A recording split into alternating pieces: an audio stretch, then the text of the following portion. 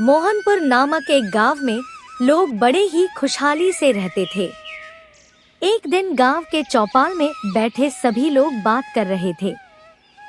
अरे भैया, लगता है इस बार आम की पैदावार बहुत अच्छी होगी। अरे हाँ भाई, लगता है इस बार गांव में आम की पैदावार तो अच्छी होगी। गांव में बहुत लोगों ने आम के पेड़ लगाए हैं। लोगों ने अलग अलग वैरायटी के आम के पेड़ लगाए हैं। लंगड़ा आम, दशहरी आम, केसरी आम और जाने क्या क्या। गांव में सब आम के बारे में बात कर रहे थे। दरअसल गर्मी का मौसम आने वाला था और इस बार गांव में बहुत लोगों ने आम के पेड़ लगाए थे, इसीलिए पूरे गांव में आम की ही चर्चा हो रही थी। उधर ललित अपने बगीचे में लगे आम के पेड़ों में खाद और पानी डाल रहा था ताकि इस बार पेड़ में ज्यादा से ज्यादा फल आए। ललित बहुत चतुर चालाक किस्म का इंसान था। वह हमेशा जल्दी पैसे कमाने चाहता था और जल्दी अमीर बनना चाहता था।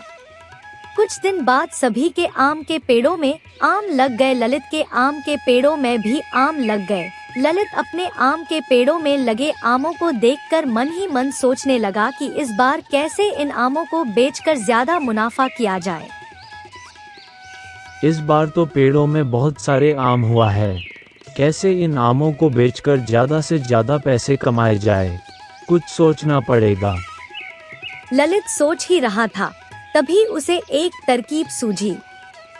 वह तुरंत बाजार के लिए निकल गया। यही सही रहेगा। वैसे भी सभी गांव के लोग तो बेवकूफ़ ही हैं, किसी को कुछ पता भी नहीं चलेगा।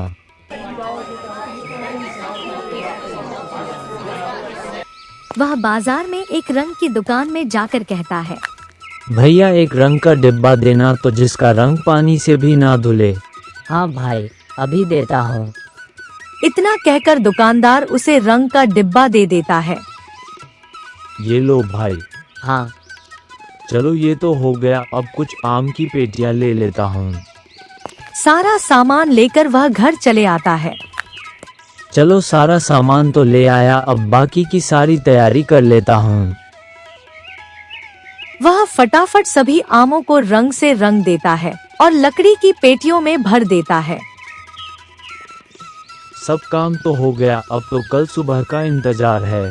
सुबह होते ही वह बाजार में एक दुकान लगाता है और दुकान के बाहर एक बोर्ड में लिख देता है, विदेशी आम की दुकान, और जोर जोर से चिल्लाने लगता है, अरे आओ भाई आओ, विदेश की फेमस आम खाओ। एक बार खाओगे तो बार बार लेकर जाओगे। अरे आओ भाई आओ, सिर्फ 400 रुपए किलो, सिर्फ 400 रुपए किलो। वह अपने बगीचे के आमों को रंग करके विदेशी आम बताकर 3 गुना ज्यादा दाम में बेच रहा था। विदेशी आमों का नाम सुनकर उसके दुकान के पास लोगों की भीड़ लग जाती है। चलो भाई, चलो देखते हैं यह विदेशी आम कैसा है। उसके दुकान के सामने इतनी भीड़ देखकर ललित बहुत खुश हो जाता है और मन ही मन कहता है, आज तो बहुत मुनाफा होगा। तभी गांव का एक आदमी जिसका नाम रमेश था उससे कहता है, ललित भाई, ये कौन सी वैरायटी के आम है भाई, जो इतने महंगे हैं? यह विदेश की पूरी दुनिया में फेमस आम है जो बहुत महंगा होता है। तुम कब गए विदेश? तुम्हें कहाँ से मिले ये विदेशी आम? ललित थोड़ा घबरा जाता है। अरे विदेश में मेरा मामा रहता है, उसने मुझे यह आम भेजे हैं। ठीक है, थोड़ा कम तो करो भाई। अरे नहीं भाई, कम नहीं कर सकता, तुमको लेना हो तो लो वरना चलते बनो। ए भाई, मुझे जरा 2 किलो देना तो। हाँ भाई, मुझे भी 1 किलो देना ना जरा। हाँ भाई, सबको मिलेगा। रमेश आम नहीं खरीदता है और आगे चलते हुए सोचता है, आखिर यह चक्कर क्या है? ये ललित का तो कोई मामा विदेश में रहता है, पहले तो कभी नहीं सुना, अभी अचानक यह मामा कहाँ से आ गया और इतने महंगे आम? लगता है जरूर कुछ तो गड़बड़ है। इधर देखते ही देखते ललित के सारे आम बिक जाते हैं। शाम को जब ललित पैसे गिनता है, वाह वाह, आज तो पूरा 3 गुना ज्यादा मुनाफा हुआ है। एक काम करता हूँ, कल आम के दाम और बढ़ा देता हूँ। ऐसे भी इन बेवकूफ़ गांव वालों को क्या ही पता चलेगा।